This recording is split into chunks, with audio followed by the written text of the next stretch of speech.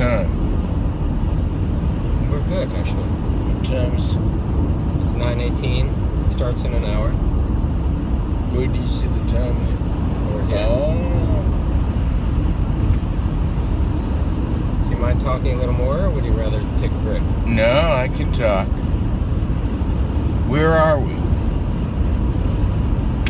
The turnpike. Oh, okay. What exit? I don't know. Have we passed Newark Airport? No. You like this car? That's pretty good. Have you driven your father's Lexus? Yeah. Do you prefer that ride? You know, I'm used to this one, so no, but I mean, I can see in some ways that it's a nicer ride, yeah. Oh, man. You like your Lexus? I love my Lexus. Remember, I was driving every month back and forth to Maine. Uh-huh. I never appreciated it more. The most comfortable chair I've ever sat in. Would love to take the chair and put it in the living room. What kind of car did you guys have growing up? Chevys. So I heard from Very Ronnie... simple, basic Chevys. And my mother would have a used car, like a Pontiac. Uh-huh. You know, I was friends with Ronnie Kessler's daughter. And she said, oh yeah, Nate used to park his car like sticking out into the street hoping someone would hit it so he could collect the insurance money. My mom said that's bullshit. That's bullshit. Did you know Ronnie Kessler? Just superficially. So, my mom is what, 4 years older than you? And a half. And she was a great student and kind of like a golden girl. Mm-hmm. Very pretty. Mm-hmm. Very accomplished. Very well behaved. Mm-hmm. Maybe not such an athlete. All of those things. Huh? And yet you loved her instead of resenting her? She was... she's looked out for me and taken care of me since I can remember. Mm-hmm. I'm always... I feel I'm always in her thoughts. You played football yourself, right? Yeah.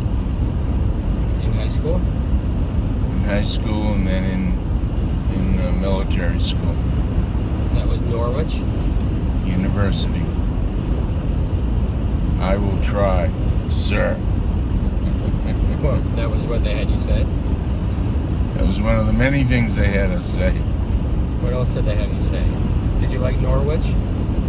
Men of Norwich, hats off to thee, to our country, true we will always be. I can't remember the rest. You were too young for Vietnam, right? No, I was 1Y, a 4Y. What does that mean? Physically disqualified. Why? Well, the same physician that examined us for ROTC, everyone at Norwich would go in as an officer, a second lieutenant, into either the Army, the Marines, the Navy. And my junior year, he's up there for the physical because the junior summer, you go away to summer camp. Uh-huh. And he said, Rotman, what are you doing here? You're 1Y. Your shoulders, because both of my shoulders had been separated playing football. What does that mean, separated shoulder? Pulled out of the joint. Like dislocated? Different. Huh. You also tear some ligaments. It's nothing, really. Yeah, I mean, Now, you then went on to a career of deep sea diving, right? well, that doesn't have anything to do with your shoulders. Okay. So you got out of Vietnam. So all my friends went over there. Thank God I couldn't go. I was pretty right wing because that was my environment at that time. From the military school? From 7 years of military school. 3 years of military high school and 4 years of Norwich. What was the military high school? Bordentown Military Institute. But they were trying to snap you into shape because you were a troublemaking kid? I was failing all my courses except for maybe science. I did very well in. I was having a horrible, horrible time in school. Did you live at home when you went to the military high school? No, I lived in Bordentown. So when I was 15, they sent me to this military high school. I was very impressed by my brother-in-law, Bob. Yeah. Because he had managed to marry my sister. Uh-huh.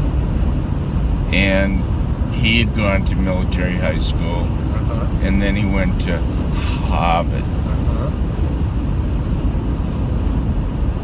Do you feel that Jane was marrying up, like socially? No. Do you feel that Bob was getting a lucky break to get Jane? Big time. Uh-huh. Huge. Jane could have anyone she wanted. She was gorgeous. She was funny. She was the type of girl you want to marry. Uh-huh.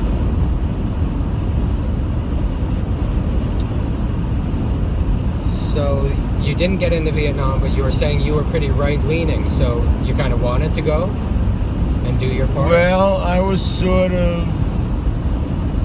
I mean, I had no great desire to go over to Vietnam, for sure. And I was delighted when I got out of the Army. Because at that time it was a lottery. And almost everyone was going, really. But your 1Y disqualified you, or did it just put you lower in the lottery? It disqualified me. The Army doesn't want to have someone like me because then I can claim damages on the Army. And they can end up having to pay me for the rest of my life. Did you lose a lot of friends in Vietnam? No. I lost a lot of people that I knew, but not people that I would call friends. I use the word friends for a very small amount of people. So then instead of that, you became a science teacher and a diver and a photographer. Did these all happen at the same time?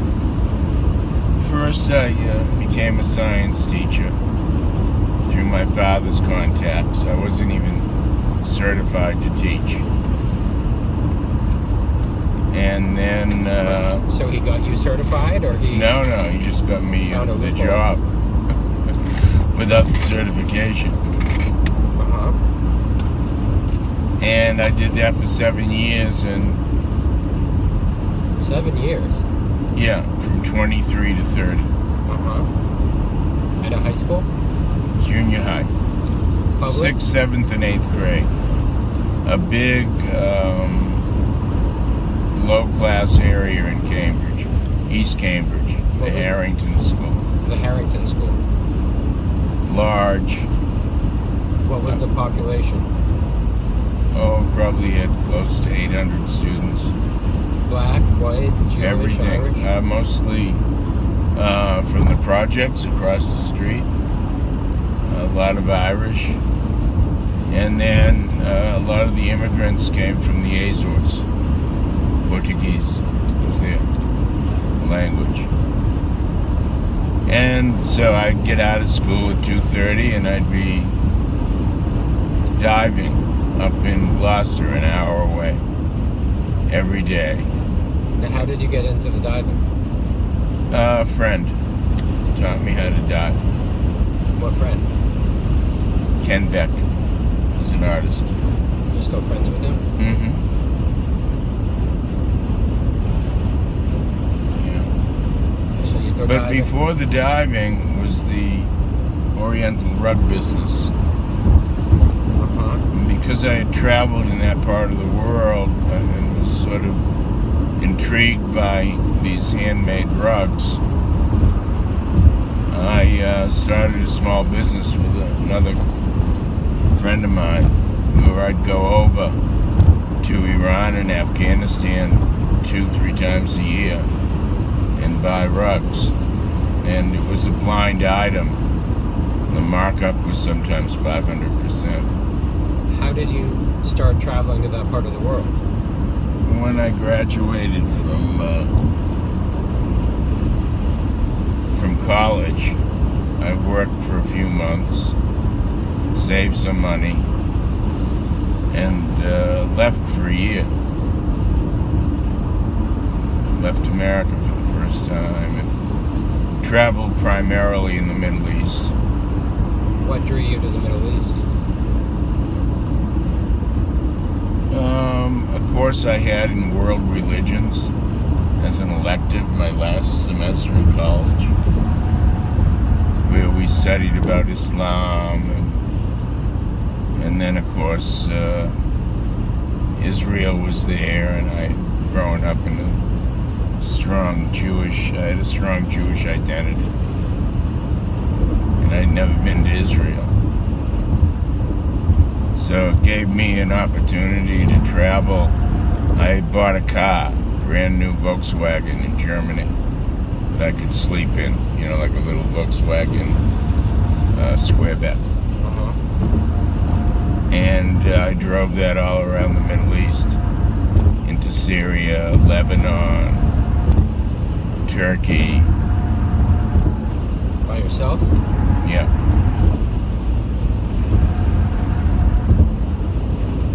And then left the car in customs in Turkey and went overland through Iran and Afghanistan, and finally Pakistan, where I spent quite a bit of time. So that year away after college was really. You had no fear? Sounds kind of dangerous, or at least uncertain. I've never really been a person with excessive amounts of fear, is how I'd put it. I'm always looking out for my safety. I'm very careful.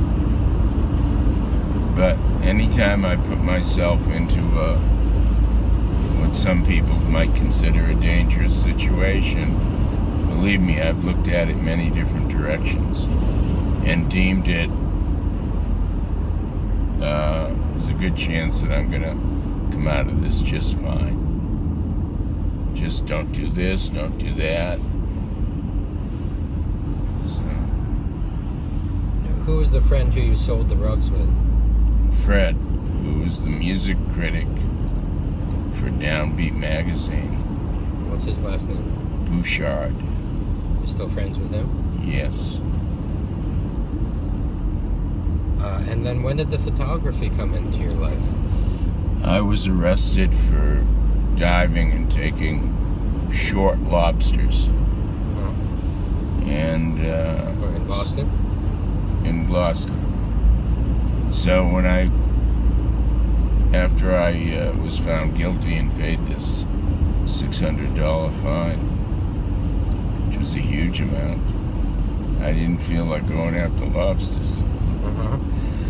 And I was a science teacher, and I'd always found the animals down there fascinating.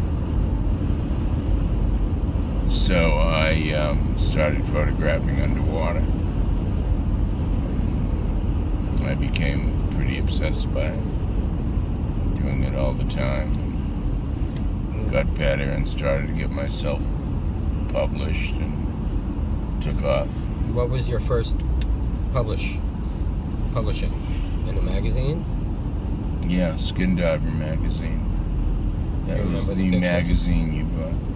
It was a story. I shot a story about diving at a place called Halfway Rock, which was a small island off the coast of in the Gulf of Maine, halfway between Gloucester and Boston. Thus it was called Halfway Rock. It was very deep and very rich and untouched.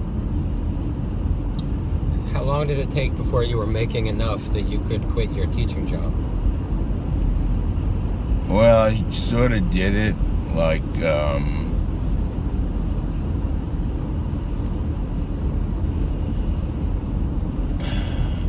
I left teaching and became an underwater photographer. You just took the plunge. Yeah, I took the plunge. I had 2 assignments, one for National Geographic and one for Time Life. Wow. So I sort of started at the top. Did you build up to that, or that just happened? Well, I built up to it, but while I was still teaching. For the last 3 years, I was selling pictures. Yeah. I used to go to New York and visit the magazines. And you have to understand, I had a gimmick.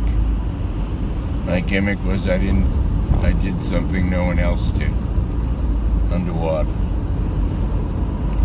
There were only maybe 10 people in the world doing it at that time. It wasn't, no one thought of it as a career path.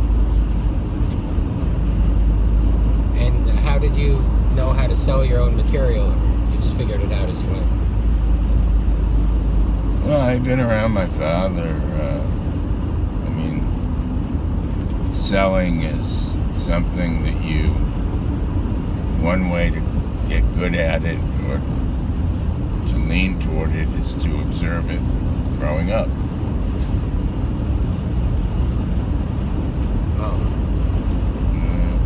Newark Airport. Let's fly away. And meanwhile, your sister followed a different path of getting married and going to law school. I guess first she was a preschool teacher, starting a family. Yeah, but Jane and I have always been different. I mean, we couldn't be more different in many ways, I think. I gotta take a leak, man. Yeah, me too. I mean, I don't need to go to a rest stop. I can just stop on the side of the road. Kiss, I don't care. I've never stopped on the side of the road like that. Let's wait for a rest stop. Can you hold on a few minutes? Yes or no? We'll find out. I actually have a piss jug in the back if you're in I have a piss Starbucks extra large right here, baby. I can hold it. My friend who has bladder cancer gave me a piss jug to carry around, which I do.